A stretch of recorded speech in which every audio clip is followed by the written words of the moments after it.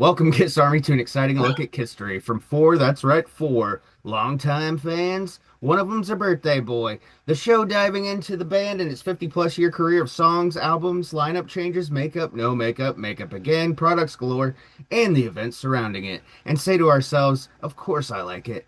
It's fun. And it's Kiss. But is it critical to history? Join us as we take on the band's second compilation album from 1982, right? See, June 15th, something like that, right? that'll work. Nodding in agreement. In agreement. The band's Silence is second, silence is acceptance.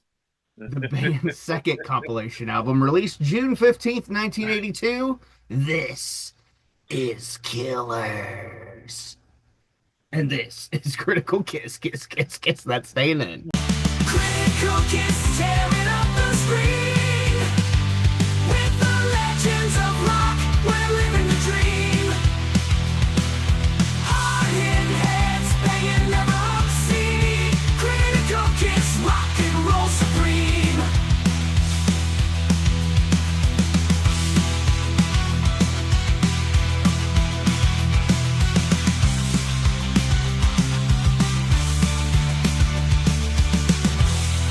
Quick update on the channel, then we're going to do our normal introductions. Subscribers, we hit 380. We're at a nice round number.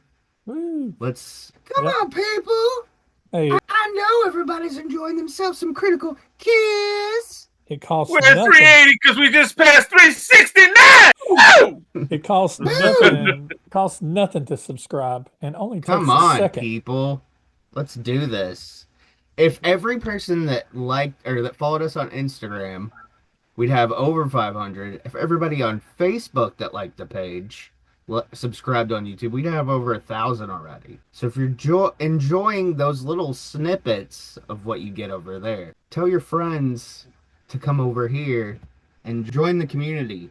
We've gotten some really good comments lately. We've got people that listen all over the world now, which is crazy. Yeah, I'd like to see more of that. I like to hear everybody's stories. I try to comment on everything, especially when people share their personal story of them going to buy the album or whatever video it is.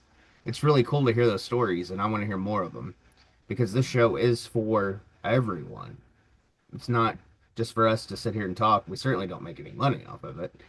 And yeah, I just kind of want this to be more of an open forum, a bigger community. And I think as far as like what we're going to do down the road when the albums are over, I mean, I'd be open to having fans on to share their stories Yeah, and cool. sit with us, Yeah, that'd be that would cool. be fun. We're gonna make the community bigger, better, Yeah. better. And pass it down. That was my main goal from the get-go. That first call that me, Brant, and Rick had originally was I want this next generation, and my kids love Kiss, but that generation behind them and so on, they find this stuff on YouTube and they're like, I've heard of Kiss and I'm clearly searching for Kiss, but it's cool to hear stories and even other podcasts. If you like other podcasts, by all means, Yep. listen to their shows, watch their shows. Just that's what the Kiss Army is about, the fans. Yeah, I'd like So, to have some crossover too. Have some people from other podcasts on the show. We know yeah, a that bunch would of be guys. fun.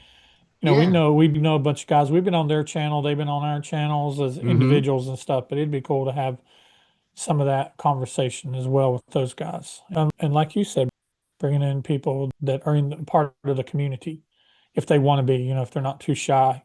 And you're seeing a trend that I'm seeing that I'm happy with is I'm seeing more and more young Kiss fans that are not only Kiss fans, but also musicians or makeup artists or cosplays and like really getting into it and making the fandom their own. And I really enjoy that. I like seeing Yeah. somebody doing something creative that's not necessarily what I'm doing. It doesn't have to be the same thing that we're doing. So it'd be Everybody's cool got a to, different spin on it.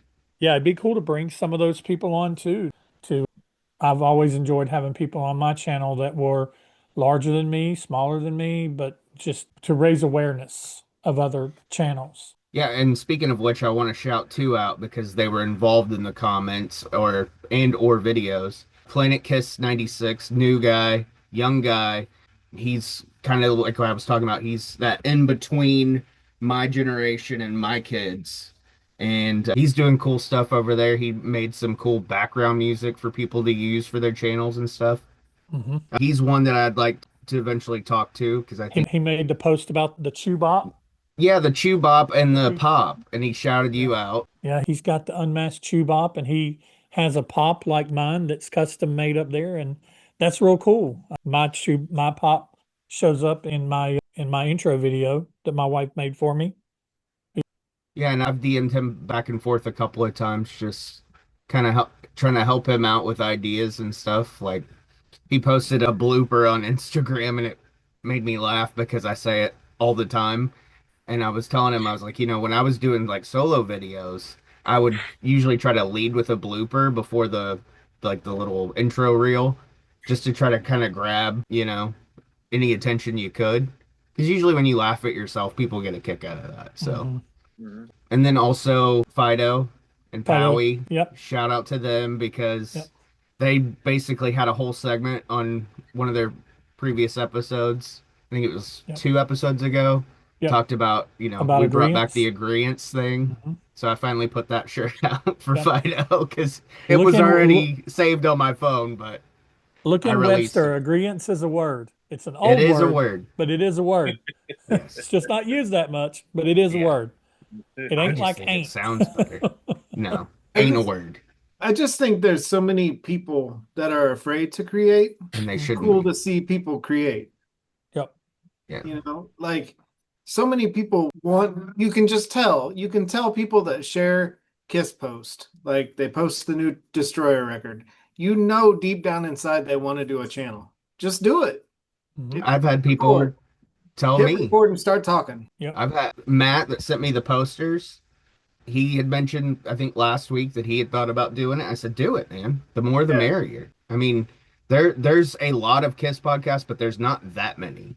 You Yeah. don't have to have fancy editing software. You don't No, have to have just do it like you this. can with these days with these technologies now, you can literally Rick, didn't you edit your videos on your phone for a while? Or what Uh, didn't you start no, off editing on your phone?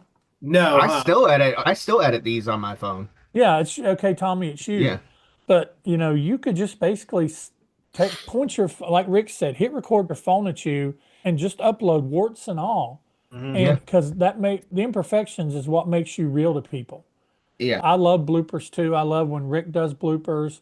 I used to stick my bloopers on the very end, kind of as an Easter egg. Like if you watched all the way through, you got a blooper. Kind of You got like a a little, Marvel end credit scene. you think it's I over. saw a You think it's quote. over, but here I am tripping all over my words and getting tongue tied. I saw a quote the other day. It said, "Create from the heart first. The customer, the audience comes second. It's what lights you up that people will react to." Hmm. It's very true. Because I've done videos where, like, I always this is off the cuff. This isn't scripted. The only thing Right. that I script is the beginning, and even that's just the first paragraph. But I've tried to script it, and you can tell, Yeah. just not genuine. Yeah. Even if it's your own words, it doesn't matter. If you're reading, people can tell. You have to Yeah, and make like I've content watched for yourself. like Aaron, you probably see this all the time with like there's like super polished like horror movie YouTube channels where like it's Yeah. almost like professional. The guy's like, an hour long just like reading a script, and like that's no fun. It has no No. No, soul. You sit on their couch and like say I love this movie over and over again. Yeah, it That's why I has no like soul. those frightfully forgotten guys. There's just two God, Canadians sitting there drinking beers. they're the I best. haven't. I need to check that one out. I've never seen that one. They're great. Yeah. They Drinking did a today. they did a spoof of Deliverance that is absolutely horrendous. So it's I kind of gotta like watch that. Strange Brew. Yeah, I I'll mean, send really, you guys the Deliverance one tonight. Yes. I want to check that these two channel dudes out. have been buddies forever. So you don't. It's rare to be able to do something like that with your friend.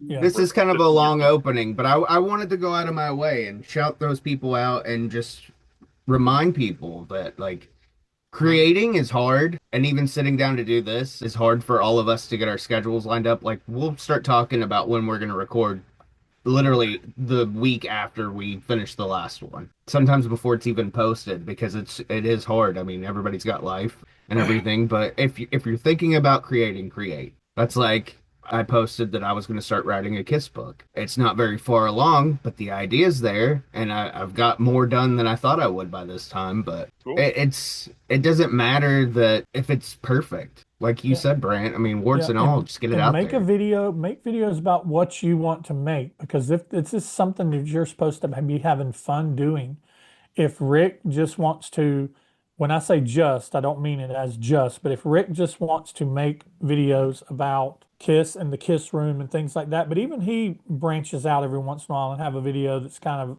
a little off the beaten path a little bit. But make videos about what you want to make videos about. Make a channel about what you want to make a channel about, and do make videos for yourself. And Aaron and and I you have and you OnlyFans. will and you will find, yeah, and you will find your people by making videos for yourself. And engage in your comments. Engage, yeah. People love to, they love hearing you talk about their comments, read their comments. When you troll the trolls, I used to make videos just entirely where I trolled the trolls. And we troll the trolls in these Yeah, videos sometimes. We'll poke fun at them because, once again, I'm talking too much. So, and no, that's you okay. just have, oh, it's the Strutter boy. He's like, hello, I'm going to be in this video. Rick, do you ever But do yeah, this? Rick, do you ever do I this? Do wanted you to do ever that. give your voice? Do you ever give your dogs voices and you speak for them? Oh Like yeah. when you're having a You conversation, I'll be like, kind of have to. it's like my golden retriever. She just has this look in her eyes like she's not all the way quite there. So Goldie sounds kind of dumb when she talks. She's like, I don't know. Maybe I want to go outside. And Dixon, she looks like she's like a 60-year-old lady with a smoker's cough. So yeah, I give my dogs voices and they have conversations. But big sidebar there. But yes, so engage. And Spotify and Apple Podcasts, all that stuff's up.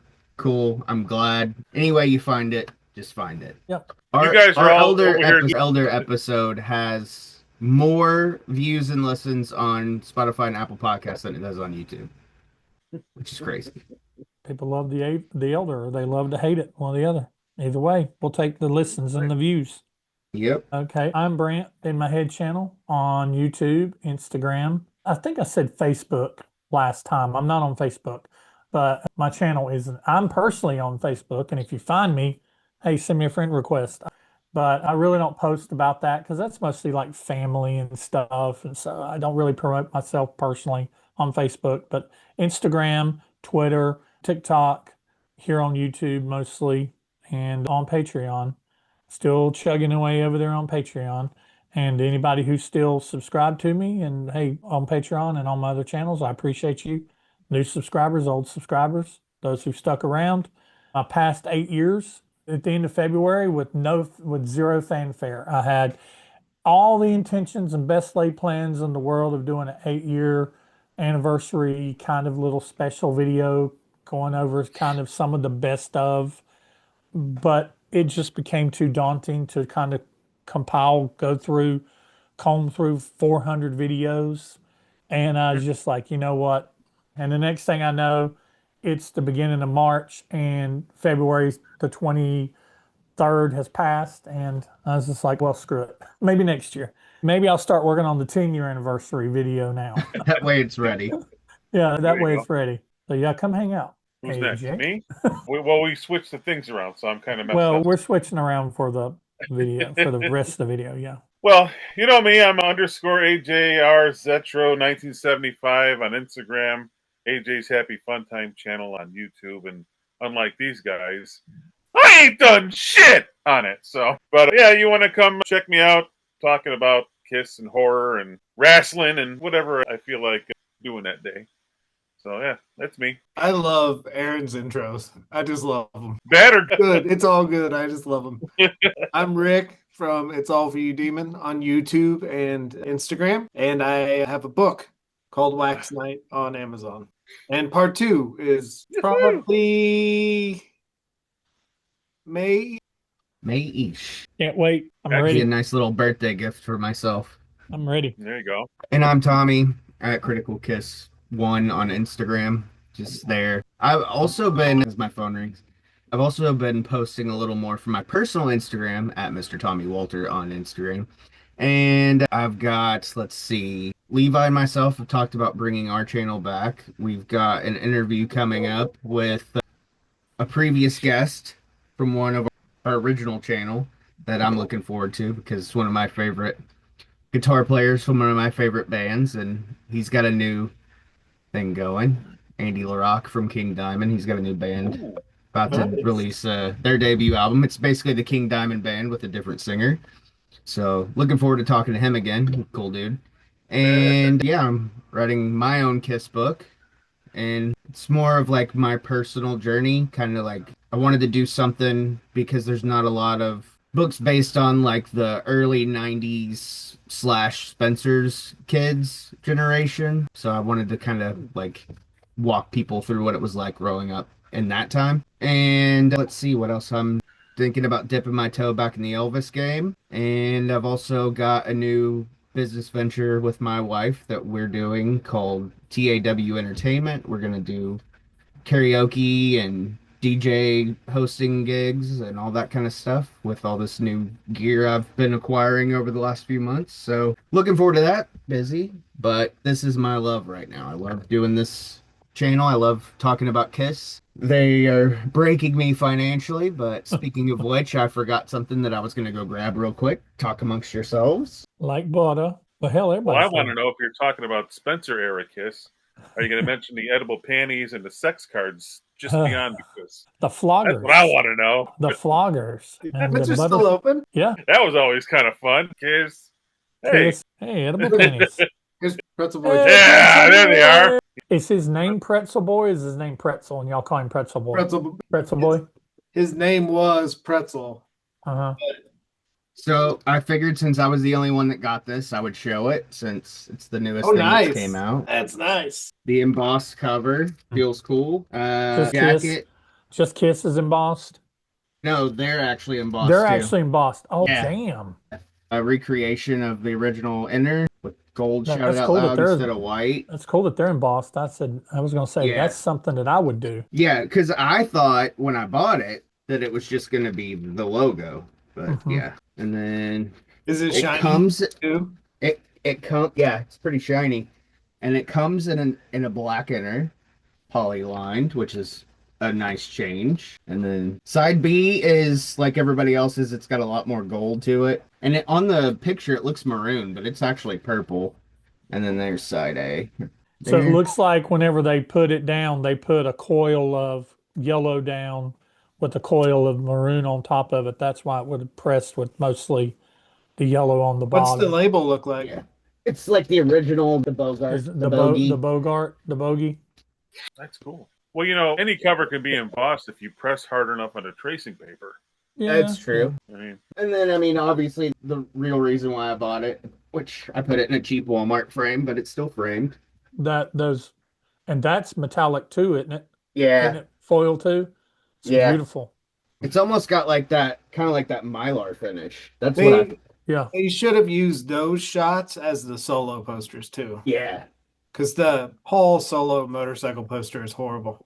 Mm-hmm. I love that shot. Gene's got kind of like this like facetious grin on his face. But yeah, I just wanted to show that because most people have gotten theirs already, but they're still available. So if you're thinking about getting it, and I'm happy to I say that it am. was not bundled with a T-shirt, so Mm-hmm. they finally listened. Yes. Now we just wait for rock and roll over. Do you think we'll get something cool? I hope so. The last time they do rock and roll over, was it foil? No, but they had that really cool foil sticker in it Yeah. that was like silver. Let's go ahead and predict that it's most likely going to be full and it's going to be embossed, kind of like, that saw blade's going to be embossed, and maybe the That'd be Kiss cool. logos with the little lightning bolts coming off the bottom of them. Maybe that'll even be embossed. I want a really cool poster for that too. Yeah, it has potential. There's They a should- lot they could do. They with should it. do a US tour-esque poster. Not the same one, but I've just really been sitting on the sidelines when it comes to any new purchases off Kiss Online. I've not purchased the Dress to Kill box set. I didn't purchase the Alive box set. And I thought that I would have purchased that like in January after Christmas because that was my original plans. And I've just not been able to make myself go online and plop down $800. I just haven't Yeah. been able to do it. I'm not, yeah, I can't do it. That's In a this lot of money, economy, man. forget about it. Yeah. But yeah, I mean, I actually ordered that off You Discover Music because I've never had any problems with them. And as soon as they posted it for pre-order, I was like, yeah, I'm getting it. Yeah. I've gotten Came stuff from you perfectly Discover. packaged, no dings, no tears in like the top, like my unmasked 45th that I love, but the top of the jacket is has got a kind of a tear on it. Which I mean, whatever, but for $90, it shouldn't have been an issue. So yeah, I just grabbed that through there, and like I said, perfectly packaged. They don't overdo it. They just send it in the LP mailer, and it's good to go. Hmm. The more box you give it, the more likely it is to move around in there, and that kind of shit happens. But yeah. All right. Anything else before we move on? And as we record this, it is Rick's birthday, so I would like to wish Rick a happy birthday. And Thank you. I will say it here. I don't know why the hell we're doing this on his birthday. I had no idea. So I'd love to do a video like this on my birthday, but my birthday's next week, so we won't do yeah. another one that quick. Well, happy Well, birthday to you Yeah. as well. Yes, happy birthday, Yeah. Brant. Me and Rick. that's where the OnlyFans comes in. Yeah, right. The birthday suit exclusive. My God, he's so erect. All right, critical moments. Rock and roll, Yeah, Steve. everybody's T Public, Critical Kiss. T Public, it's all for you, Demon. Buy something from Rick so he can get himself a nice little kiss trinket for his birthday. T Public, it's all for you, Demon. Patreon, or T Public in my head and Patreon in my head. Go do it. Or send Rick something really cool for his birthday. There you go. Fill up his PO box. With a card like Grandma used to do with, Stuff Rick's couple box. of $2, $3 in there. Stuff his box really good. His PO. All right. Critical moments. Killers was released, as I said, on June 15th, 1982. It was kind of a push by the label to get them to do something. They wanted 4 new songs at least because they were going to make a compilation album because The Elder flopped. And I think it was more based on the Australian reception of Unmasked, is what it was, that kind of forced the label to, like, hey, we need something else because Elder didn't do anything and you were so hot here. Like, let's do something. So this album was released basically everywhere but the US. And their reasoning for that was because we had double platinum and Alive 2 and all that. But we also didn't get Best of the Solo albums, right? That was everywhere else but US. Yeah, we didn't get that either. So that's kind of we were kind of mentioning earlier when before we started recording that they could have added some solo album stuff to this and they didn't. So that's kind of like, okay, we're just basically poo-pooing the solo albums even though, they shipped 1 million and all that and they like to brag about it, but didn't want to put anything like that on here. And it is kind of it's a smaller track list compared to Double Platinum, but Mhm. you also get 4 new songs and Right. 4 new songs, all written by Paul. I think what is it? Nowhere to Run is just Paul, and then Adam Mitchell and Paul wrote 2, and then Paul, Michael, what's his name? Jackson, The Michael Japp. James Jap, Jackson. yeah, Michael Japp. and Brian Adams Brian Adams. co-wrote Down on Your Knees, right? Hmm. And then it's produced by Michael James Jackson, who apparently Yeah. was just Michael Jackson until Gene said, "Hey, we can't have 2 Michael Jacksons." He likes to he'll take credit for anything. Which Hey, side note, Michael I'm looking Jackson. forward to that movie. I cannot wait. I'm looking forward to that movie too. Yeah, I think it's gonna be cool. Speaking of movies, the Elvis epic was released for streaming, and I pre-ordered it and I've already watched it. And I'm also gonna buy the physical copy when it comes out because I'm a weirdo. Yeah. And I have the soundtrack on CD. It's really good if you guys haven't seen it. If you love Elvis as much as I do, or even close to it, you'll love this. Yeah, I It's love it. amazing. I'm planning the on sound watching it. is crazy. But back to Kiss. I mean, as far as critical, it's more critical to me personally than it is probably in history in the grand scheme of it all. This was the first import I ever had. Before I worked there, I went to Hastings. I would go there either once a week or every other week or once a month, and my mom would let me get something before I had a job. And I saw this and I was like, I flipped the CD over. Well, first I saw import, and I'm like, okay, one, what the fuck is an import? And flipped it over, and I was like, hey, I don't know some of these songs. Like, I know Kiss's discography at this point. I don't know four of these songs at all. I've never heard of them, and that was obviously a selling point. But I was like, and then it's this, and then it that was like that original collector in me going, yeah, I have all these other songs, but I don't have them in this order. That's when the sickness, I think, kicked in for me. But it was like $33 or something. And my Oh, mom's like, you're going to pay 33 for out of whatever I'm going to give you to get a bunch of songs you already have. I was like, yeah, but look at the cover. I don't have this cover. What The year was Kiss this? S's are different. This would have been 99, 98, 99. I want to say I already had Psycho Circus and I bought that day of. So it was either 98 or 99. I want to say it was shit. This might have been this because I think I got it in October. So this was right after Psycho Circus, I guess. Psycho shit. Circus came out in September, right? 98. I think so. Yeah, fallish. Yeah. So this would have been my next purchase, I believe. Might have been November. But yeah, I thought it was weird. I'd never seen the Kiss S's like that in anything. And yeah, the cover, just the colors grabbed me because you're so used to that black and silver and Yeah. and this was like holy shit, it's like pink and Paul's got a headband on. What's up with that? Eric looks cool because his makeup designs just always got me. And this, I want to say this is before I had The Elder, because The Elder was one of the last remasters I got. So I think this was kind of in between. I was just kind of looking for something. And Gene's hair with the little side bob thing he's got going on. Yeah, to me, I mean, it's more about the visual and the idea of not having those four tracks that grabbed me. And for a long time, this is one I always had this thing New Year's Eve at midnight. The first song I would have to hear every New Year's Eve would be the Alive version from this CD of Rock and Roll All Night. That would be the Hmm. first song I listened to at midnight every single year for probably, I don't know, 10 years. Hmm. Damn. And they added, so I mean, to me, yeah, it's critical. But I mean, obviously, I think Double Platinum is the better comp, just because it's such more of a variety of the earlier stuff. But yeah, so that's my critical moments. So this, by the way, this episode we're gonna go a little different. I'm gonna go first, then Rick, then AJ, then Brant. I'm pretty much almost exactly like you. Every piece you hit on. I remember walking into Liberty Sound and Video 1992 because it would have been right around Revenge and seeing this in the import section and just it was $30 and I was like $30 for a CD. Like what is this from That's Japan? crack Like prices.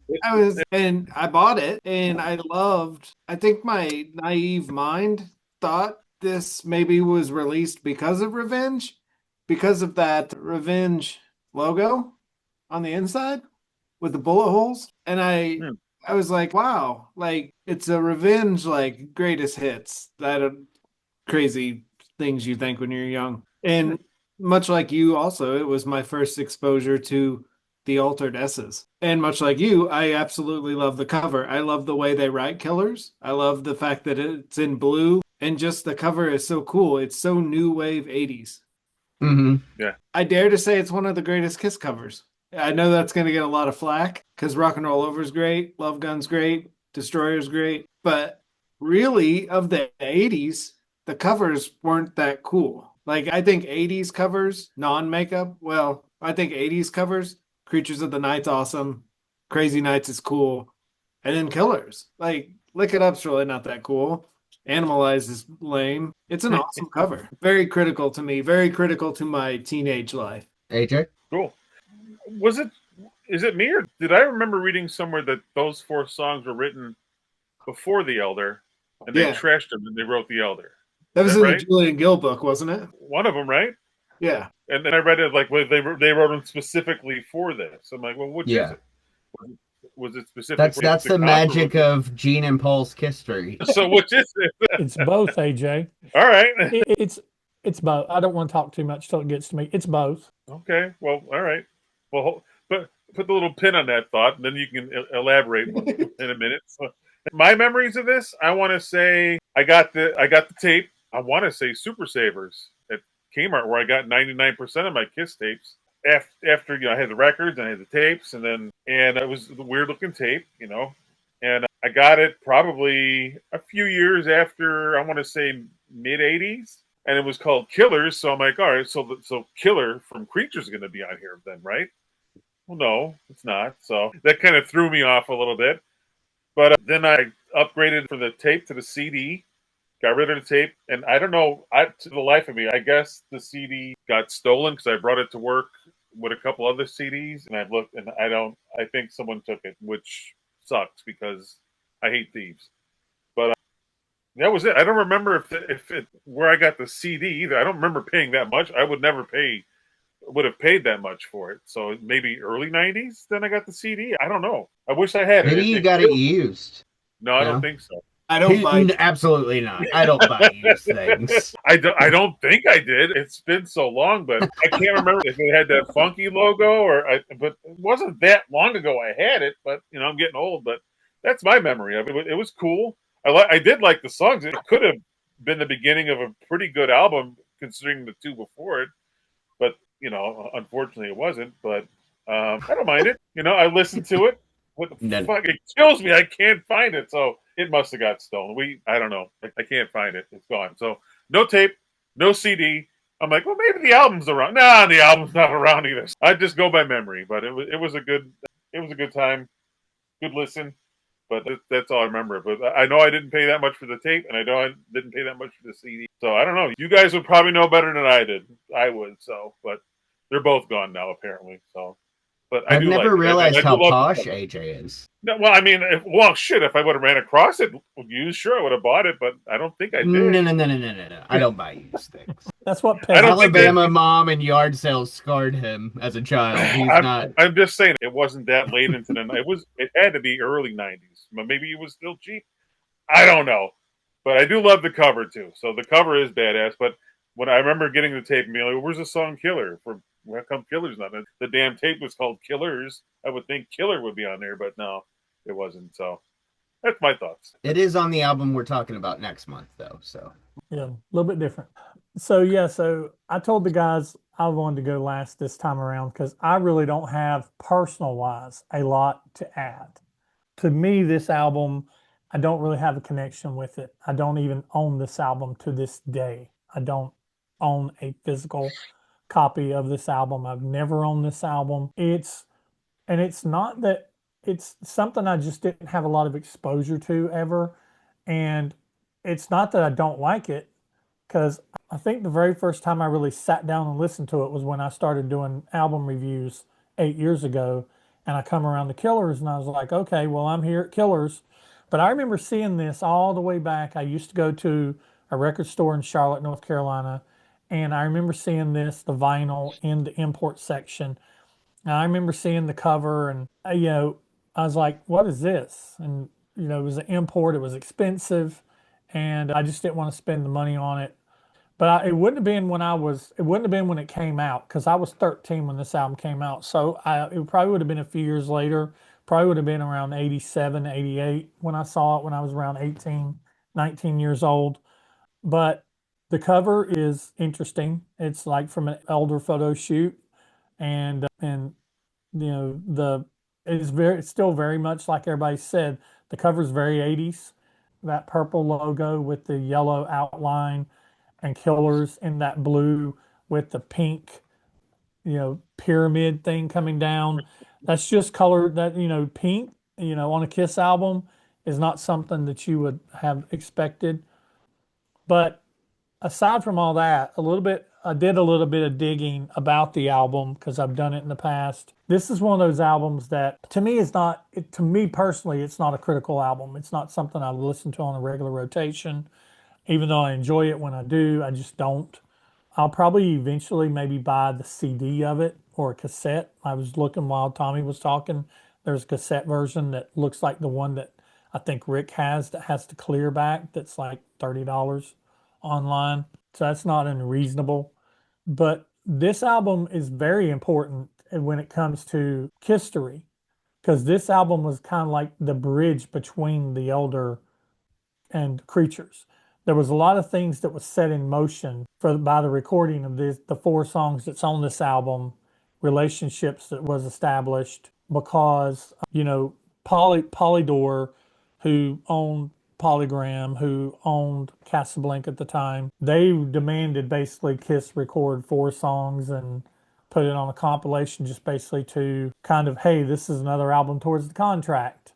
And Paul had some songs, kind of some ideas from some songs laying around, but a lot of the songs were specifically written for this album with Paul and Michael Japp, who wrote songs with him on his solo album. And they just happened to be in the same studio that Bryan Adams and Jim Vallance was.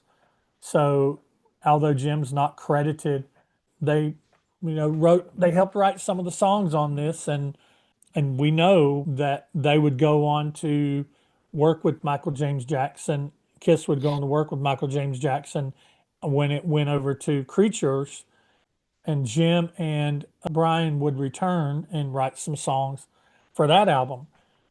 Really, the biggest difference between Killers and Creatures, staff wise, because Ace didn't play on this, so they brought in Bob to play. And Gene don't hardly play on it. Ace don't play on it at all. Gene plays some bass, but Paul plays the bass. Paul plays guitar. Bob plays stuff. Eric plays on all the tracks. So that's why it's dominantly Paul songs. But the biggest difference between what you see on here as far as staff and personnel goes is they brought in Vinny. And Vinny is, I think, one of the biggest catalysts that turned what they were doing for Killers, because they were trying to find their way back to hard rock. The Elder was supposed to be hard rock. And they promised, I remember vividly, they promised it was going to be, we're going to come back, we're going to rock. And then they come back with the Elder. And, and so this album is kind of like the catalyst that it may have not have been ever officially released in the States and may not have sold a whole lot of copies. But this album is very important because if this album had not been pressed by Polydor to be made, a lot of the pieces would have not been put on the playing field that would have turned into Creatures. So who knows what Creatures would have sounded like had we not had Killers. And another thing, and I got this from Julian Gill's website, Kiss FAQ. The actual title of this album is Kiss Killers. It's not Killers, it's Kiss Killers. And you see it all the time, Killers. But Julian Gill says the actual title is Kiss Killers. So I'm going to. And on the cassette, if you look, Kiss Killers Kiss. Yep. Never in my life, Yep. even on the CD, Kiss Killers. Kiss Killers. Yep. And I almost wonder if that's because Iron Maiden had just released Killers. Who knows? And let me tell you, I had to. Now, when I listen to the songs, we'll get into the songs in a minute. But when I listen to the songs on this album and I look at the album cover, I'm like, man, God, I used to think these songs are so lame. They all sound like demos. Well, they recorded them in less than, they wrote them and recorded them in less than a month. They recorded this album in May, released it in June, and then July, boom, they're back in the studio recording Creatures. And I was like, man, that's a cheesy album cover. But if you go back to early 82 and you look at other album covers by hard rock bands and you listen to the sounds that was being done, the version of rock, hard rock, and metal that we would come to know in the 80s was still being formed. It was a transition out of the 70s into the 80s. So this was kind of like still in an embryonic state for Kiss to transition into Creatures. Honestly, to me, it's amazing. I don't want to just point to Vinnie Vincent because I know that although he was a huge part of developing Kiss's sound when it came to Creatures, the sound of these songs, these 4 songs, the new songs on this album versus songs that they literally were recording 6 weeks later for Creatures is phenomenal. The difference in the sound and how much growth there was towards like them being, okay, laser focused back on, okay, we're going to make, this is going to be the hard rock album, and I remember seeing interviews, this is going to be a non-apologetic hard rock album. We're not going to compromise. And then they come out with the song I Love It Loud, which is basically like the mantra that entire album, and I'm pumped to talk about Creatures next month because I love Creatures. It's one of my favorite Kiss albums. But this one, I think it's, me personally, I don't have any real closeness to it like Rick does, like AJ does, like Tommy does. But I really fully appreciate this album for what it did and what it sparked for what was going to come with the next album. To me, it's very important. Yeah. It's And very it's important. cool to have the your perspective on this album because everything prior to this, just besides the first couple, you were there for those, you were in the market. So even though you were here for this, and you saw it, maybe not in 82 when it was first released, but you didn't have that. So this is kind of like your way of kind of almost finding something new in a way, And I think because the it is reason still why new to you. I think the reason why I had such a disconnect to this is because whenever I saw this, probably around 87, 88, and I know that's probably when I saw it because I wasn't driving to Charlotte by myself. And I remember I was in my Trans Am. And so that would have been when that would have been the summer after I graduated and I had my first job working for a movie theater. And so it would have been in 87, 88. I was listening to at that time. Think about what we were listening to: Metallica, Master of Puppets. We were listening Hmm. to Appetite for Destruction. We were listening to all these hard White heavy Snake. metal, White Snake, and just all this stuff the stuff that we look back on now and we're like, man, that was some of the best music ever made. And then I'm looking, I'm down there and I'm looking, like, I think as a matter of fact, it was around 87, 88, because I think that same time that I saw Killers, I also saw an import that was demos from Guns N' Roses of songs that did not make it to Appetite for Destruction. There were songs Oh on there wow. like November Rain and stuff like that. And there was the demos, and I remember buying it, and I think it got stolen along with my Kiss collection at some point in time. But I remember seeing that, so I'm down there looking for Guns N' Roses stuff, and then I see this pink cover with Elder Kiss on it. And I remember thinking, this looks lame compared to, because, bands like that, Tesla, Guns N' Roses, they were in street clothes and, and Kiss was still around because Kiss was still making. Kiss during this time, it was the Asylum era. It was Yeah. the Crazy Nice. Nights era, which Yeah. I hated the Crazy Nights era because I felt Uh like they oh. were trying to be Bon Jovi. Well, I like that album now, but back Can't There's stand then nothing I wrong with hated Bon it. Jovi, damn Well, Bon Jovi's good to be Bon Jovi, but Kiss it. You being don't Bon want Kiss to Jovi, be Bon Jovi. no, I don't want Kiss Paul to be Bon Jovi. Jovi. Paul Jovi, right? But so yeah, that's my long-winded thing of saying that although I don't really have any personal like heartstrings tugging at for this album the way I do other ones, I recognize this album for that bridge between the Elder and Creatures. That who knows what album Creatures would have been had we not had this album. Who knows? I mean, that's kind of that what if universe. I want my next T-shirt idea is we all get like our solo album shirt type thing. Jesus. I That's want all I I need. want Brant's to be Brant, like a glamour shot, like with the boa, but with like the scientist jacket. It just says the professor under it, and it's just like a picture of you like this, like because My glamour shot I mean, clothes. even when you don't have something personal to bring to the table, you always find a way to get your shit in. And I love that. You got to get it in. And I've had, people say that you talk too much, whatever. I love it because it gets me pumped up to talk about stuff. So, but I've also had people tell me behind the scenes that you are their favorite to listen to because you're so smart. There you go. Do you know I got called the professor when I was a kid? And That that was my I said that's nickname on what my I street. didn't know that, but that's what I've called you that. I said you're the Yeah, professor. because I I'm was happy with almost Marianne. I walked around with these half-inch thick Coke bottle glasses on, spouting all kinds of weird facts like Sheldon Cooper does, and a couple of the older kids on my street called me the professor. I'm happy with being Gilligan.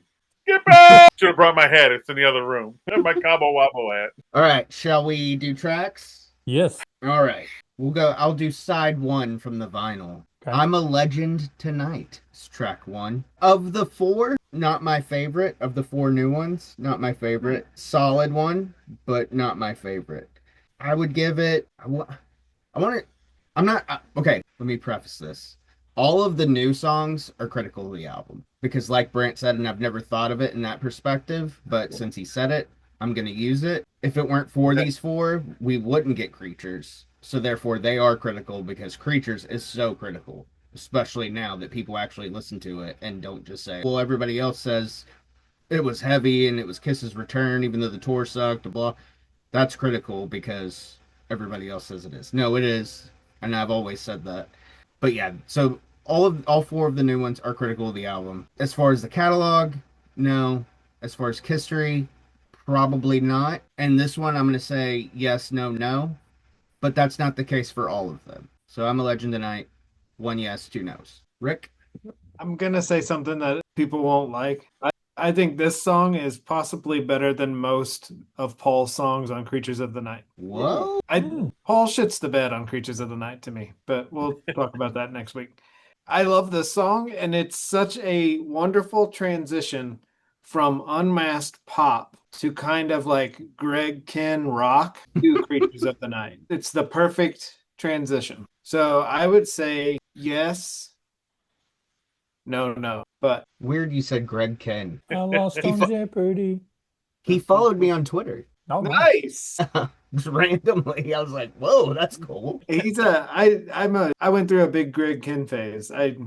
He's a lot of fun. And I just kind of think he was kind of like that working class, like Rick Springfield. Yeah. That's what I kind of feel about Killers. It's kind of like this band is trying so hard to get into the heavy metal scene, but they just didn't make it on this record. And it's kind of like a working class heavy metal record, but not like somewhere between pop and rock. They're just kind of in this little shift. a working class work in progress, if you will. Yes. I got you.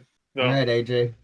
I mean, I like it. It's got a good. It'd be a good opening theme song to like an action movie. I think like a Cobra Part 2 or something. Man, watch out for Poppy though. He pisses on um, couches. I would say album yes, probably no to the other two, but I do like it. I'd say I'd give it a 3.5 out of 5. So it's a good song. It's nice. Solid. It's a work in progress. So it's getting there. We're getting somewhere, but we're just not there yet. So this song is the song that kind of started it. This is the song that the Michael James Jackson brought in Adam Mitchell to work with Paul on trying to, and notice he brought him in to work with Paul to kind of give their songwriting a shot in the dark to maybe bring them back, pull them back towards hard rock, towards, I don't necessarily say metal, but hard rock. And this is one of the songs that sounds like, I think AJ mentioned it, sounds like it would be a montage song in an 80s, early 80s montage song. Yeah. See the guy working out or driving through the rain or whatever, trying to get to wherever he's trying to go. He's trying to save the girl. He's a legend tonight. And Rocky 2.5. I kind of agree with what Tommy said. I think all four of these are critical. They kind of have to be because Mm-hmm. they're the only four new tracks on the album. They kind of what make the album. These four tracks are the purpose of the album. And I think it's cool that we got four, whether you like them in different variances. I think it's cool we got four rather than just because a lot of times you see a band, they'll do a best of or a compilation or whatever, and you might get one or two songs. So I think it's cool that we got four. I think it's cool they put at the beginning of each side that they did Yep. that. And this is one bass. Gene actually plays bass on this one, and Bob plays guitar on all of them, and Paul sang it. I'm going to rank the songs kind of myself when I get towards the end, but it's not my favorite, but it's not my least favorite. I think, like AJ, I think it's a good way to start off to start off the album. But this is the first song that Paul and Adam Mitchell sat down and wrote for this album. So it's kind of like, as far as at least where Paul's headspace was, it's kind of the song that got it started. And Paul got the title, according to Adrian's website, Paul got the title from Gene, who had originally come up It was written at Adam Mitchell's house in Hollywood. So I think it's critical to the album, critical to the catalog or history. No, so I'm a yes, no, no. Keep the personnel pulled up, Brant. Down on Your Knees is Paul on bass, Eric on Down on drums, down on your knees. Yeah, Paul is on bass. Bob is lead, Mm-hmm. and who plays rhythm? I know it's different. Paul. Paul plays rhythm? Mm-hmm. No, Okay. Michael Japp does. Okay, I was gonna say I thought yeah, because this is his Yeah, co-write with yeah. Bryan Michael Japp Adams. plays rhythm. You're right. Yep. Okay. Michael I McHale or never want however to you say say it. his last name because I feel like it's a slur. So And I don't know if it's Michael or Mikhail, however, but it's yeah, could be either way. we don't mean anything by it. No, yeah. It's the internet. They can twist stuff however they want. I'm a Legend Tonight is probably 3 on my ranking. I would put Down on Your Knees at 2, slightly above it. I think that added Bryan Adams gives this one the a nudge above, just because Mm-hmm. I think Bryan Adams. I don't care if you think he's soft or not. I think he fucking rules, and I know Rick does too. And I love his songwriting. He structures songs very well, and as does Paul. I mean, Brant, you and I, the first video we ever did, we talked about how Paul is the architect. Mm-hmm. Brant's the professor, but Paul's the architect of Kiss. He really knows how to structure a song. And I think you see those two working. And I mean, Bryan Adams hadn't quite hit it yet, but he was on his way. It was right there. Because when You was his want it, you first got hit? it. Well, he just would have done You Want It, You Got It. Right. So what Lonely was the hit Nights. off that? Lonely Nights. Okay. So he's almost in that rhythm. So I'm gonna another yes, no, no, but it's getting closer, if that makes sense. I would be yes, no, no as well. Very much in agreement Oh, thank you. With your Bryan Adams topics. We need a bell. Bryan Adams is huge to me. He's my number two. He's my tie as number one. Kiss, like it's Kiss, Bryan Adams, my two favorite artists of all time. And just seeing him have a co-write on this when I was in high school, I was like, I love this song. And then today, listening to it, imagine this song covered by AC/DC. Ooh. I'm just Yeah. gonna leave that. The vocals and everything, vocals and guitar. It's an AC/DC song. I Mm-hmm. can hear it. It's I can hear it. completely an AC/DC song. Yeah. Down on your knees. Yep. Ooh, But yeah, this looks like a down on your knees type of crowd. yeah. Cabby. Yes, no. I like that. I like this song too, though. It's like, I mean, I give it a yes, no, no, but I could totally hear, like, Rick, I totally thought you were going to say it too. American Bandstand. Nick Clark come out there. This is a new song, and they're going to, where they would have, like, the song and the kids would rate it. Come out there with a little microphone, they're like, this is Down on Your Knees by the Kids. And they come out there and they come back. So, Lori, what did you think? Well, it's got a good beat. I could dance to it. That's me. It's got a good beat. I could dance to it. I'd probably rate it a 3 out of 5, but I like it. It's got a nice little beat, to it. So Where the I could fuck totally did you pull that from? I could, In my What? notes, I actually wrote fun, cheesy fun, very solid gold. Ooh. that would work too. You just have to have the dancers. Dick Clark saying, "Hey, what do you think? Good beat. I could dance to it. I give it a 7 out of 10, Dick. Nothing quite like a Get 7, down on your Dick. knees. Definitely a yes, no, but it's still. I think it's a fun song. I like it. Now that's a clip. That clip's going out tonight. That's a good one. Boy, don't let me be the face. So yeah, so you talked about personnel written by Paul, Michael Japp, Bryan Adams, and said it. Bryan Adams was jamming.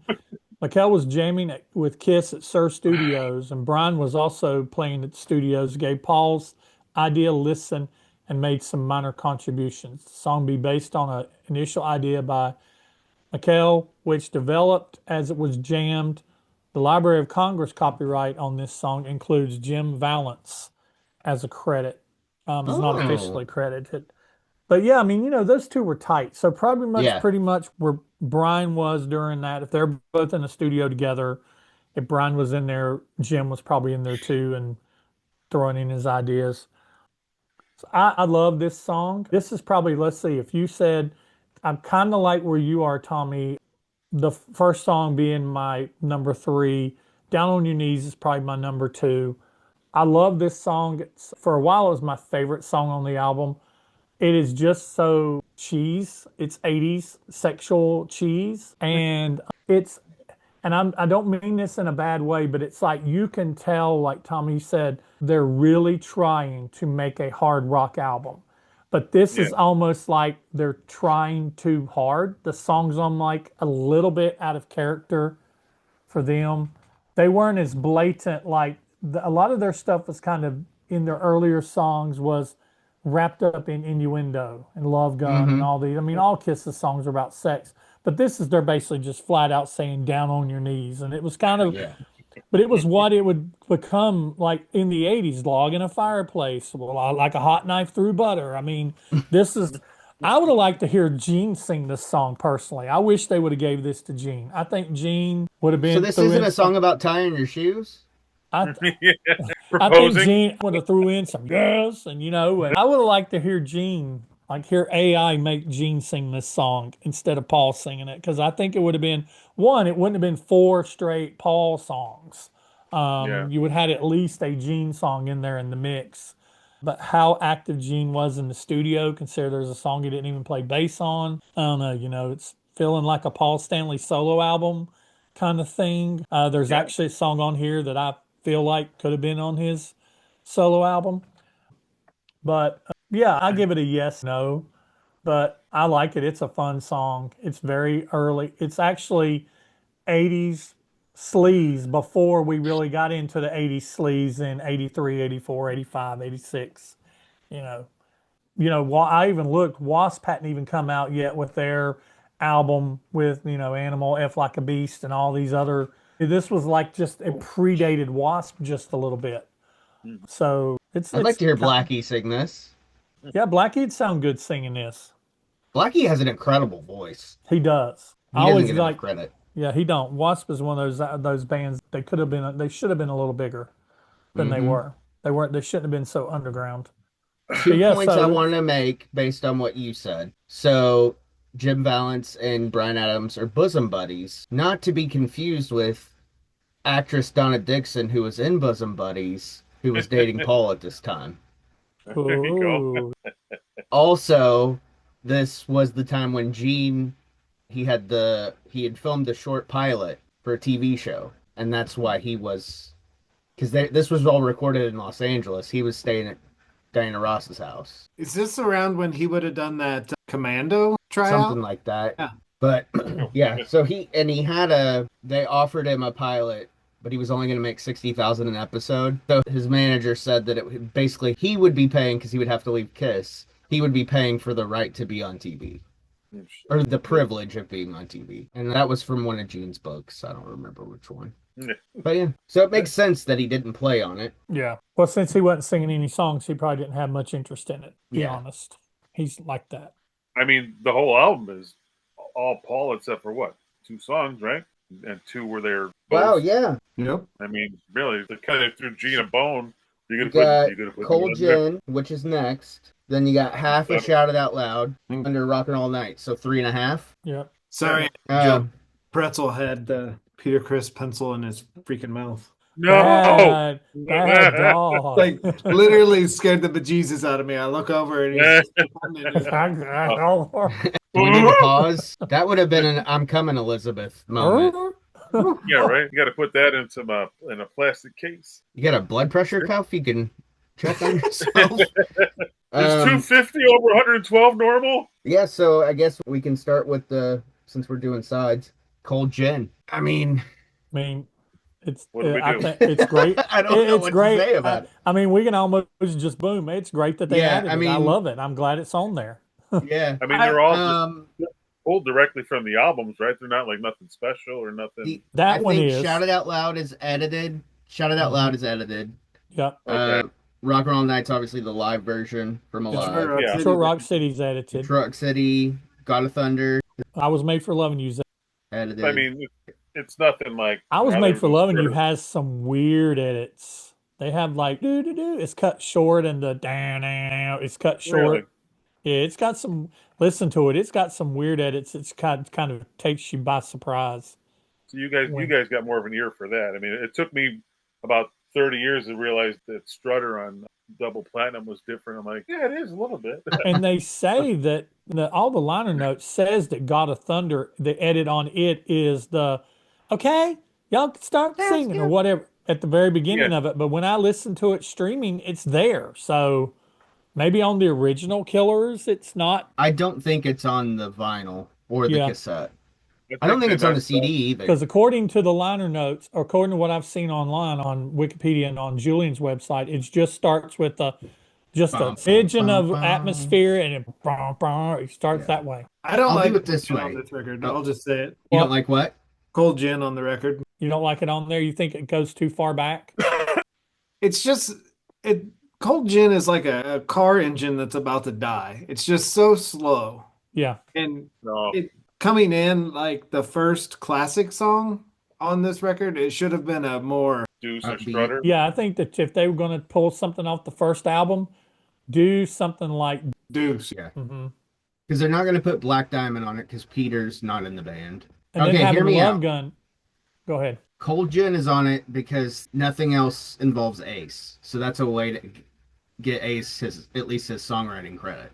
Well, Talk to Me's on it, Not on the not on the original main. release. Yeah, Yeah, yeah, that's yep, only on the But Aussie version. yeah, if they would have included solo songs like we said they should have, Rip It Out should have been on here. Yeah, that would have been yeah, a great yeah, track three. It's a Cold Gin, regardless. It's a Kiss classic. Of course, it's yeah. critical. And Ace was still Um, involved. Ace was still involved in the band as far as he wasn't making albums with them, but he was still part of Kiss Corp until the 90s or something. I yeah, mean, he was still part of it. He he was still sold getting out. paid. He sold out after Peter did. He sold out when basically Gene and Paul was like reincorporating the band and stuff after. So Ace was still making money off of Kiss for a while. I want to And say that was probably I still around. think, and some people argue with me on this, but I still think that Ace, even up to his death, was still making money off of the Kiss brand somehow through merchandising or the leasing of his likeness, the leasing of his the whatever, because he still had a lawyer that dealt directly with Kiss business even after he had left the band the second time. He was never fired. That he left the band the second time after the farewell tour. Why would you have a lawyer to still deal with Gene and Paul if you're just flat out cut off from them? That's true. It makes sense that he had to have a lawyer to keep Gene and Paul at bay to keep trying to constantly reduce down what he got. So And from as an outsider looking in, it never seemed like. I mean, maybe in the 90s, there Ace and Peter had some hard times. Even in probably the late 80s, more so Peter than because Ace had Fraley's Comet. But like you look at them in the last since the farewell tour, it's not. They never looked like they were hurting for money. mm-mm.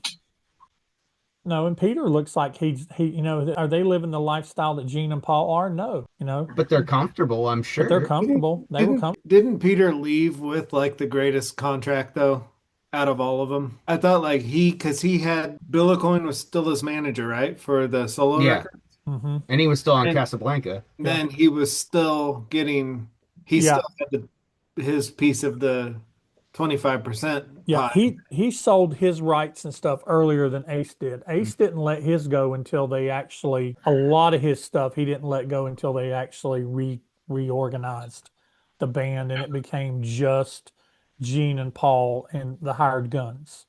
And that would have been like Hot in the Shade time Hmm. because that's when they didn't really have management. They kind of started managing themselves, Well, and right? the fun thing there is they originally wanted Ace to open Hot in the Shade tour, and then they Hmm. were gonna have Ace play with them Hmm. at the end of the show. Hmm. That was And the that's why original. they did that. They popped up into Deuce or whatever with him. Yeah. I mean, they maintained that relationship with Ace. And like I said, I think they maintained a lot of that is basically because he was still tied to them, or they were still tied to him in some ways to continue because they couldn't have done what they did with the reunion and all the makeup and all the stuff and going back to what they were doing before. They couldn't have done that had they not, and it basically benefit them had they not worked out some kind of deal with Ace. Yeah. All right, Because let's get back to the album, but uh, that is a good yeah, conversation. Yeah, I think it's great that they've got Love Gun on here. I'm not a huge fan of the song, but I know Paul Stanley loves the hell out of it, so it was going to be on here. It's always welcome for me. Yeah. Me My too. I my favorite. appreciate it for what it is, but it is not even in my top 20 of favorite Paul Stanley Well, that's songs. all right. You're just wrong, Brant. It's I okay. know, and it's fine for me to be wrong. I could make an entire compilation of Paul Stanley songs, 20 tracks deep, and Love Gun not be on it. I Still Love You should be number one. I'm joking. Any live version, whoa, The live version whoa, makes you makes whoa. me want to shove a thumb in my eye. So we all like shout it out. I mean, we all like Love Gun on there. Yep. Yeah. So the shout out loud is an edit. It's runs at 2:35. It's shorter than the radio single mix based in 76. The shortening of the track is a result of the fade out of the song starting earlier during the first repetition of Shout It Out Loud, following Gene's girl. Mhm. I love Shout It Out Loud. I think that to me is Shout It Out Loud, Rock and Roll All Night. I can see that. Just a little above. Yep. Shout Out Loud's a party song. Rock and Roll All Yep. Night's a party song too, but Shout It Out Loud is just I couldn't agree more. Shout it out loud. They should have switched gears and made that last and rock and roll night second to last. There are 3 Destroyer songs on here, by the way. yeah. Well, they love Destroyer. I don't know how much Paul and Gene probably had no say on what went on this album. Yeah, It's probably I all don't, Polydor's doing. yeah, I don't think there's much there. Side note, there was a Kiss tour I went to. I can't remember what it was. Maybe Sonic Boom. That Boom. Kiss didn't play Rock and Roll All Night at the end. What? And You sure? I could swear because I remember being like, wow, it's in the middle of the set. Is that Kiss Alive live? 35.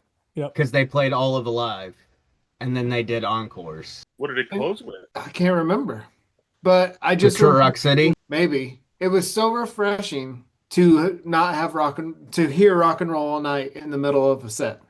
Yeah. I used to love when they closed with Black Diamond. To me, Black Diamond is Yes. the That was. Yeah. Black That was Diamond good. is Black Diamond's a show closer. Yeah. Let's see. So the next thing I see is the vinyl doesn't have Escape from the Island. So No, sure know don't have something. Talk to Me. So yeah. So sure know something. I mean, yeah. I mean, if it's weird that there's 2 tracks from Dynasty on here. I think that one's okay because both of those songs charted, Mm-hmm. and that makes sense based on what they're doing here. Yeah. And also, it's still new enough, Right. being only 3 years. Yeah. So that makes sense to me. Yeah. I think it was a little bit of clout for the album. You know, Mhm. they threw in a couple classics, and now they're going to wrap the first side up with the more recent popular song.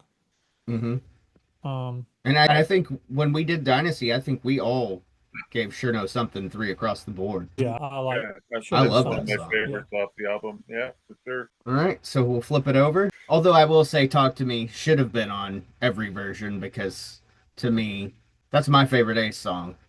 And I'd be totally cool with it on that- my version. I That's like your that it's favorite on Ace the- song of Yeah. all time? Oh, Yeah, wow.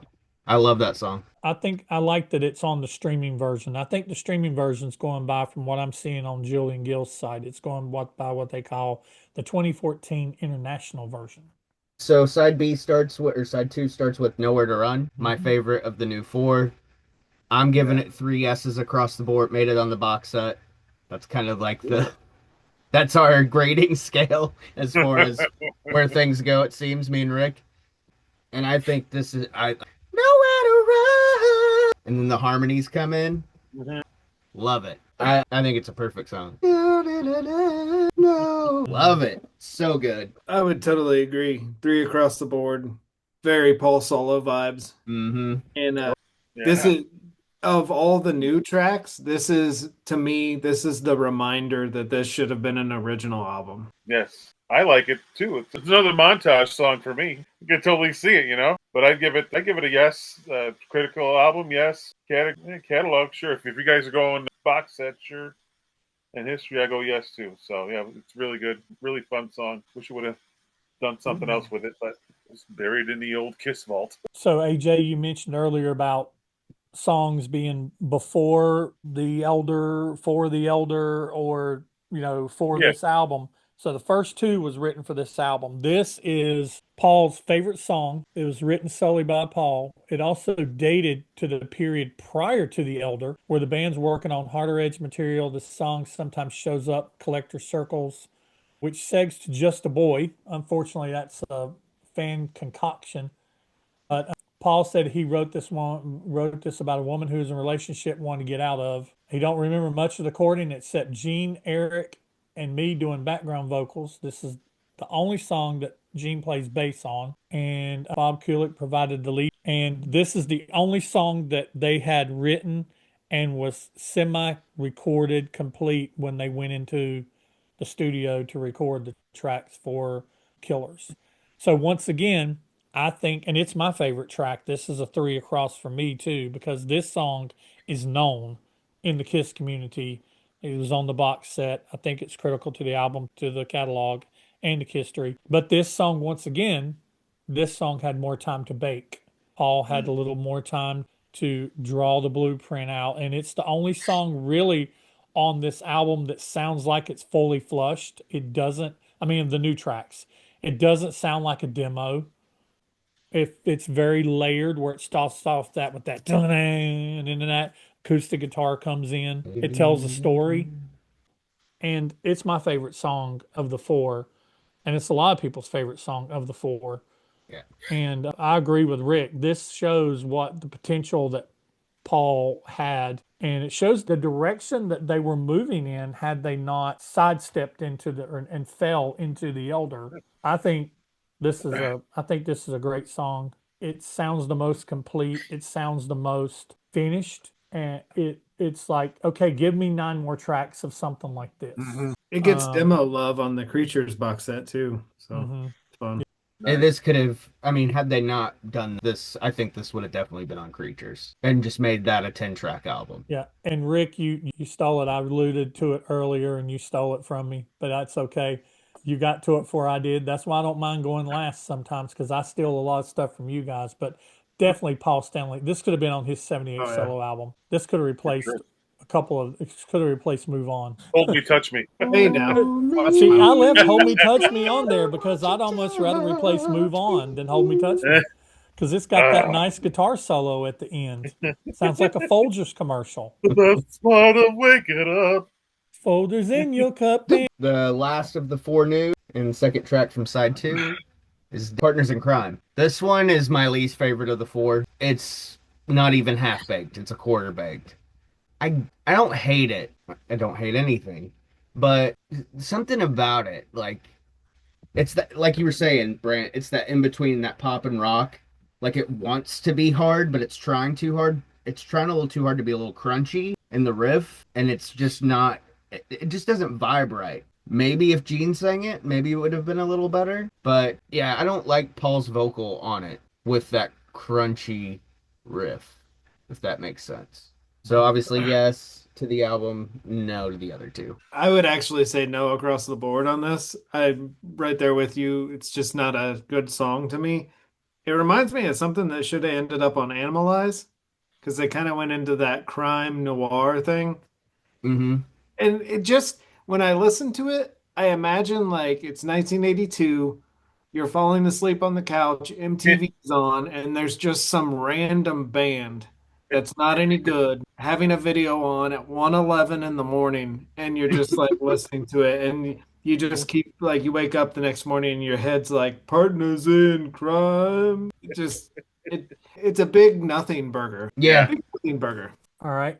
So I agree. this is To me, it failed sitcom theme song, the pilot that never made it. So, yeah, it's pretty. It's pretty weak to me. I'd give it 3 no's across the board.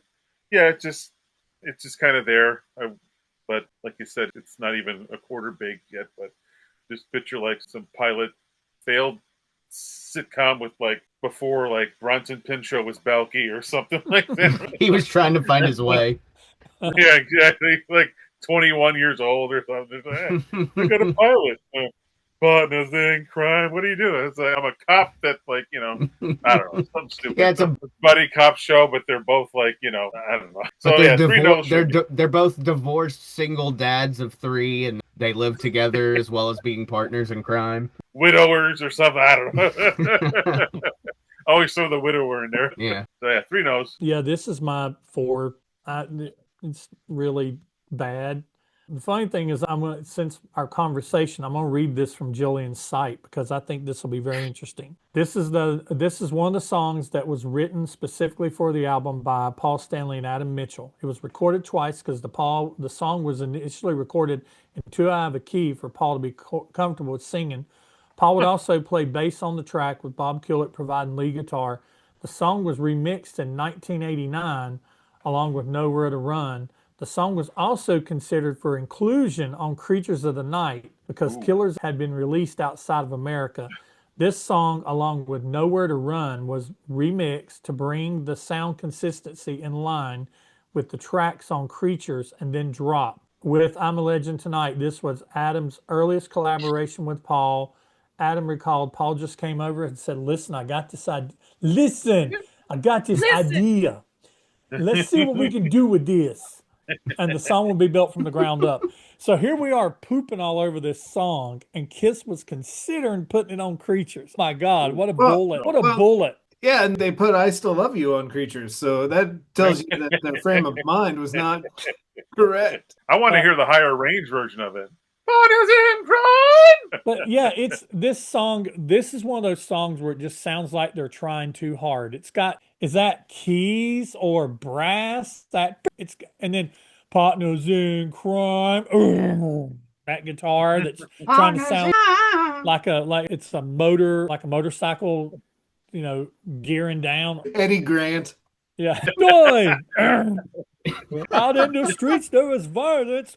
Oh Nice, man, right? that unlocked like a Oh memory. man, that was That perfect. I love unlocked that song. that unlocked a memory like a flashback. Me playing ColecoVision and that Yeah. night that game with the steering wheel and we're gonna Down. We used to sing, "We're gonna rock down to Kmart to buy some shoes." you're gonna get you some Pumas and get you some Champion when it That's was right. like the poor kids' clothes, and now that Yeah. stuff's expensive. We People could we want couldn't Champion. afford the Levi 501s. We had to get Jordache, Bugle Boy. I was too small. I was too big for those. My mom had to take me over to Sears and Roebucks and buy me. Huskies. I had Huskies. And AJ were little Bobby Hills. I've always been a thick boy, man. I can't remember wearing under a 32.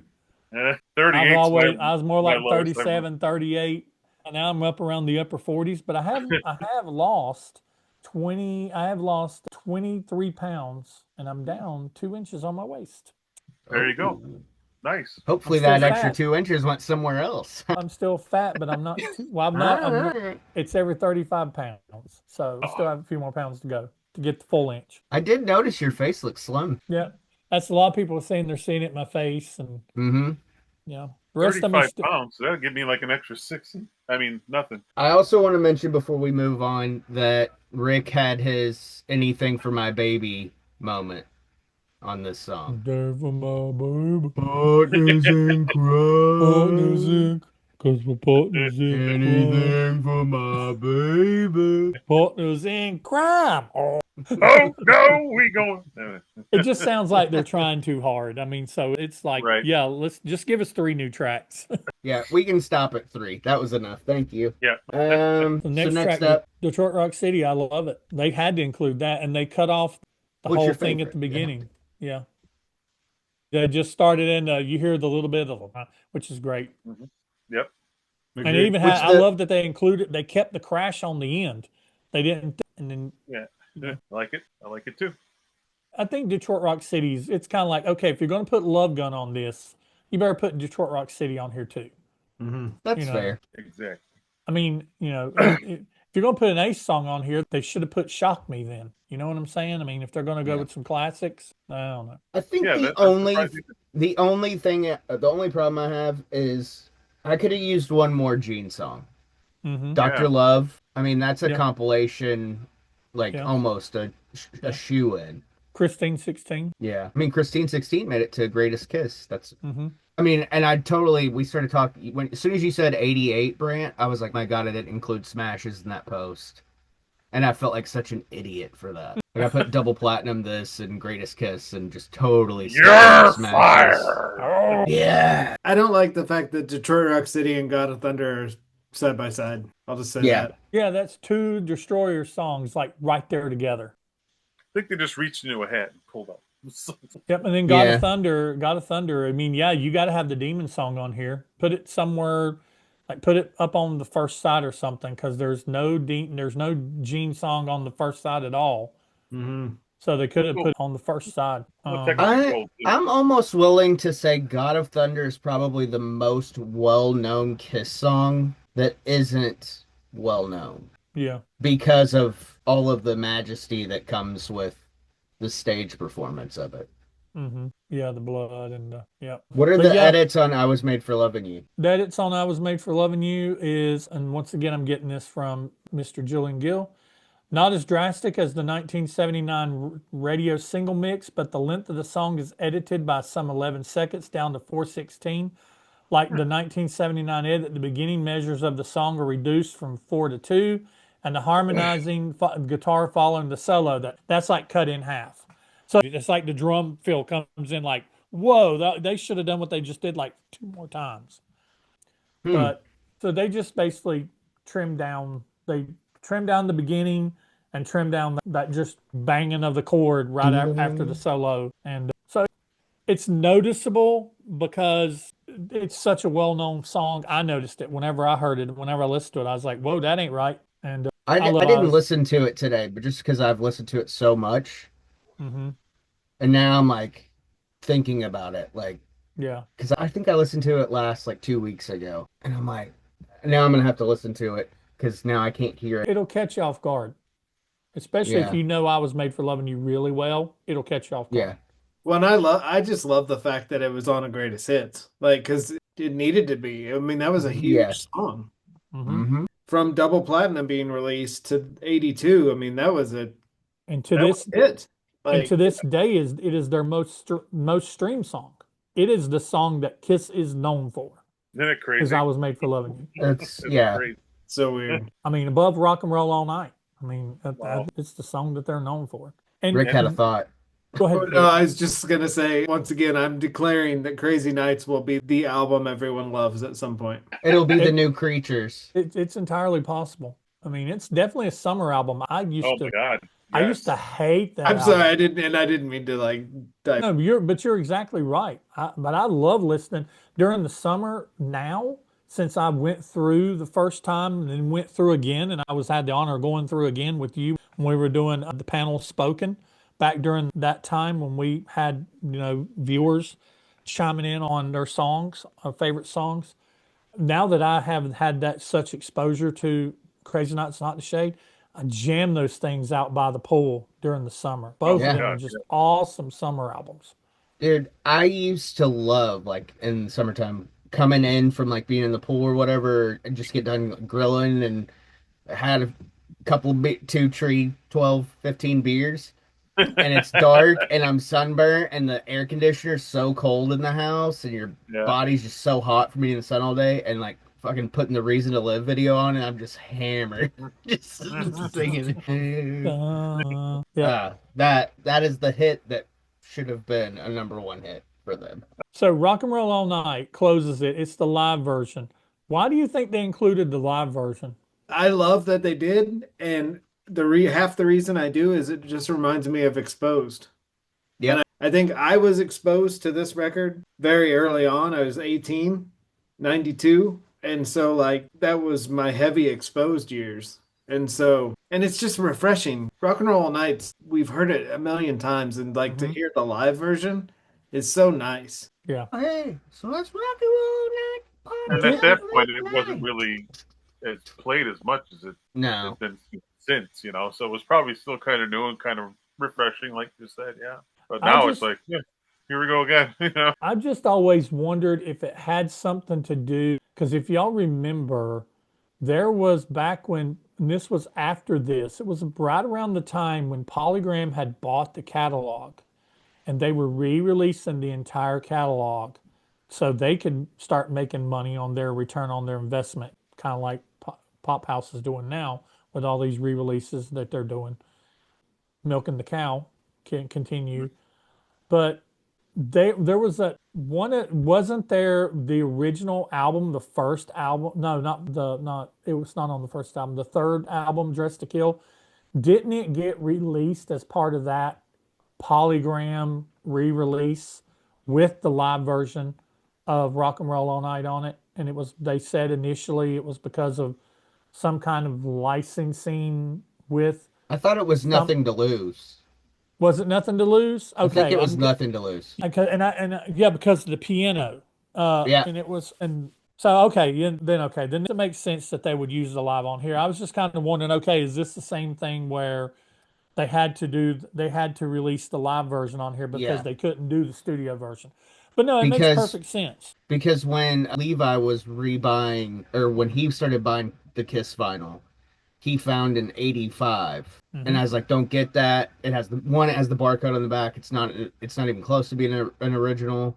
If you're gonna pay that kind of money, just get a decent copy of a OG. And I said, plus it has the live version of Nothing to Lose on it. Yeah, it's so weird for it to come on just in the middle of the album and Yeah, be it's out of live. place. It's Yeah. really weird. But I This agree is with Rick. okay though because It's at the end, and it, like Rick said, it's kind of like a show closer. mhm, It's it ends the album, and it ends it with what they consider their ultimate anthem party song. mhm. But at least they got Shouted Out Loud and Rock and Roll All Night on here. So, and Shouted Out Loud would end the first side. So it's like if you are not doing the international version, because it would end the first side. So no, sure, no, something would end the first side, wouldn't it? Mhm. Yeah, it I think does. they should Okay, have flip never mind. flopped that. Yeah, they maybe should have flip flopped those. It would have been cool to end each side of the album with like a party song. Kind of Mhm. sets you up. I always thought that, like, a lot of people, they don't really understand the importance of the final track on either side of an album. Back when albums, or cassettes or stuff like that, Yeah. is the song at the end of side one or side A should be setting you up for the next track. And then your last track on an album, that's the last song, some new song somebody's going to hear from you until you release another album 1, 2, 3 years down the road or whatever. You don't want to leave them with, oh man, they petered out on that. And Kiss had a Yeah. tendency to do that a lot, Yeah. but you And that's wanted to another leave something that was good. God, it was so awesome. and It's the so last sad the song on an kids today album don't. is they don't get it. Yeah. But I mean, the last song on an album, that also makes you wonder, like, okay, well, now I can go get something else, or I'm gonna flip this over, and that song was so good, I want to hear it all again. Hmm. Sorry, I cut you guys off. My bad. Go No, ahead, Rick. it's so sad that kids today don't even realize how important like a last song is. Which side is better, A or B? Dang, that's tough because the We all better like Nowhere to song is Run the on. best. We all like Nowhere to Run the best. Yeah, and yeah. I'm gonna say B because I'm not just looking at the songs, that's the two new songs, because it has Nowhere to Run, Detroit Rock City, God of Thunder, I Was Made for Loving You, and Rock and Roll All Night. To me, It's the that's, encore. yeah, to me, Yeah, that is better than the Partners in Crime doesn't wipe it out enough for it to not be the better side to I would me. agree. I'm going side one. I like side All one right, better. all It's right. got two of my I'm favorite old school songs, and I do like both the new songs. So Yeah, I'm gonna go 1, 2, even though Nowhere to Run's my favorite, Hmm. and I think it's critical across the board. I like both of those new songs enough to validate because Love Gun's my favorite Kiss song of all time. mhm. So, and I like Sure Know Something probably better than I Was Made for Loving You. Yeah, I mean, I could probably never hear Cold Gin again, but I mean, I Amen. still like it. It's just, I don't like the version of it on the first Kiss album. I love Cold Gin and I love Firehouse, but I don't like the versions of either of them yeah, on the first album. those are live songs for me. Mhm. Yep. And I mean, Shout It Out Loud is cool. I'm with you guys. I probably like Shout It Out Loud better than Rock and Roll Night at this point. Shout It Out Loud grows on you the older you get, I think. Yeah. I feel. Yep. All right. So, Steph. Wait a minute. I think we Oh, kind of already covered it. Most critical, least critical of the four new songs. I think we're in unison that Nowhere to Run's the most critical, Partners in Crime, and Partners in least. Crime is the least critical. Yep. I think that Yep. we're pretty much in unison. That was Yep. probably established before we even got done. Yeah, and I honestly didn't expect you guys to see the same way I saw it. I thought everybody was going to be kind of different. I was kind of hoping everybody would pick one of the new songs as their favorite, but I think it's Yeah. pretty obvious. All right. Yeah. So my vinyl version is the Canadian pressing, and Nice. then it's got the that's an extra. It's got the home taping is killing music. That's awesome. Yeah. What does it say at the bottom? Important notice: copyright exists in this recording. Unauthorized copying, re-recording, broadcasting on public performance in whatever manner strictly prohibited. Apply for public performance. Mine's the UK pressing, not the Canadian. I always thought it was Canadian because it says C8, and I thought that was Canadian. It's UK pressing. I don't know why. Yeah, I knew better.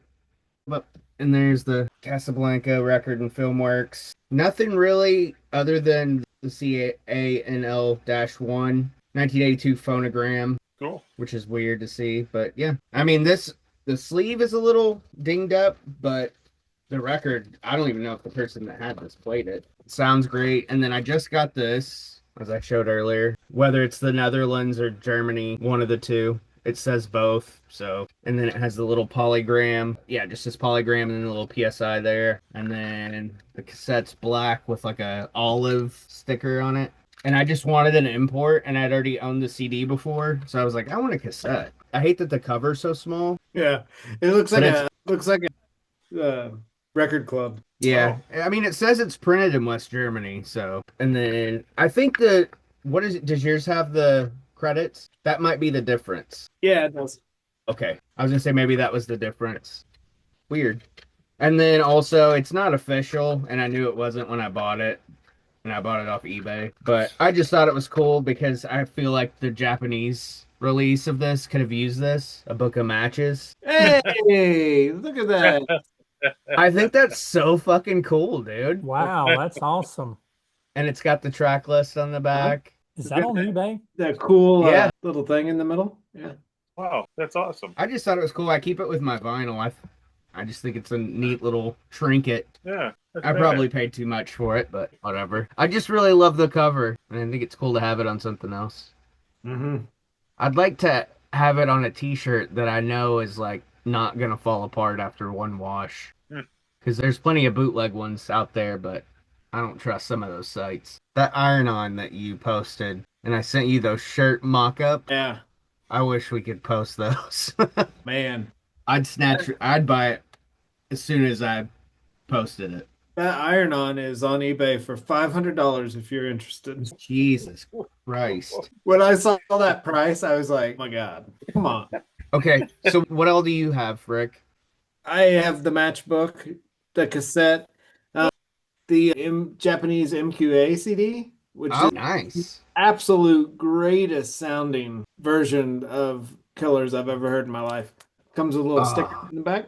Nice. And then the 45 RPM. half speed. That's beautiful. Who released this? I can't remember. It wasn't Kiss. It was shit. Germany. Yeah, I can't think of the guy's name that did it. Yeah. Somebody in the comments is yelling right now. Let them yell. That's interaction. Yeah. Got a really cool booklet. Shit. I can't believe I didn't get that. I'm kicking myself in the balls now for not getting that. Reproduction sticker, and then it's pink vinyl, which is awesome. Sweet. Yeah, it's super. That is just What's nice. the label? It's like a black Casablanca, Oh, that's fucking cool, like a negative. and then picture. That's sick. Yeah, so that's a lot of fun. And then to me, the most fun thing of merch that I have, I made large Pee Wee Killer stickers. I need that. Background. There you go. Is that on TeePublic? No, I just okay. made these on Canva. Yeah. I was gonna say I need to order some of those. I want to put one on my laptop.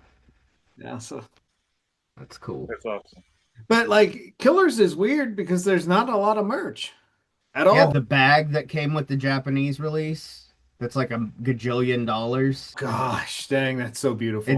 It is. Yeah. It's silver, isn't it? Mm-hmm. Gosh, dang, that's so beautiful. Yeah, I'd love to have that. And Maybe one when day. you mocked up that iron-on, did you put it on a turquoise shirt or did I dream that? I put it on. Hang on, I can tell. Got my phone right here. I know I put it on a pink shirt. Pink, the pink was awesome. No, I just put it on a black one. The pink's beautiful. My gosh. Like, That That's Kiss, would be awesome. perfect. do that. I Hey, Do Pop that. House.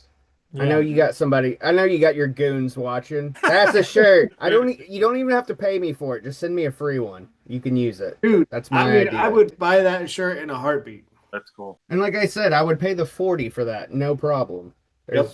As on black even. Yeah, that's the kind of shit though I do. Like my job's not hard, so like when I have a spare minute, I'm like, I'll just mock up a quick t-shirt design. It's literally like no work. That's awesome you have the matchbook because I don't know I where honestly didn't expect you to have it. I was I like, don't, I'm the only one of us that's gonna have this. I'm so cool. And then you're like, yeah, me too. And I'm like, oh, fuck. but every time I look at it, I'm like, they should have done this for it. I'm sure Every album. Yeah. it's such a cool idea. Yep. Yeah. Fuck. I'm gonna have to go on like a creatures fucking rampage now for next month. There's gotta be something I can find. Just everything else is so expensive right now. It's like hard to fucking even buy a CD at this point. Well, when iron-ons are $500, we're in a bad spot. Yeah. Good Hey, Lord. Kiss fans, stop buying everything. Right. And stop selling everything for so expensive. Well, that's the thing. I often think this. I often think like, do these people even really want to sell this stuff? Or are No. they only hoping that like a high-end collector buys it? That's why they price us out of it. Yep. Then don't Because they're even like, I don't want to. if you're not really gonna if you don't really want to sell it, don't even Right. list it. Yeah. Exactly. And I know we've talked about this before, but there's like these people that have like the notebooks on eBay for like 6,666. All you're doing is junking up my feed because I can't hide your ass. You know, Like I said, I have a theory on that. I think sometimes they have a listing and then whenever they sell one, but they're possibly going to get another one, they don't take the listing down. They just change the price to like some god awful astronomical price. And then whenever they get one back in to sell, they go back into that and they edit the price and edit it down to what they actually want it to be. Brant, where did you get that shirt? This shirt, I got it whenever I bought Rock and Roll Over. That's awesome. I like how it's just red and white. Yeah. And the back, it's got like it's Oh, got, nice. That's cool. See, I swear, like I told you, Tommy, in a comment today, sometimes my head is in the sand. When stuff comes out, I'm like, when did this come out? yeah, Well, that's like I that actually like German this. Killers. I Yeah. completely forgot about that until last month when I started thinking about this one. Yeah, Tommy, my German killers did it what That's your what Unmasked where it split at the exactly. top. Seam split. Yeah. Rick, you have the trivia birthday boy. So, trivia question. Name all of the Bryan Adams Kiss collaborations, and they don't have to be on a Kiss record. They're Ooh. 4 or 5. Four, Yeah. You want song titles, song, album. song and album. Okay. There's 4. We've mentioned at least 2 today. Mm-hmm. There you go. Trivia, intros, outros. Brant in my head channel, YouTube, Instagram, TikTok, OnlyFans, Twitter, It never gets old. Patreon. My OnlyFans is just pictures of fans around my house. No, that's corny. How My nobody's done that though. Like Yeah, just find me, come hang out. that's what this really was. At least it's not 265. Fuck.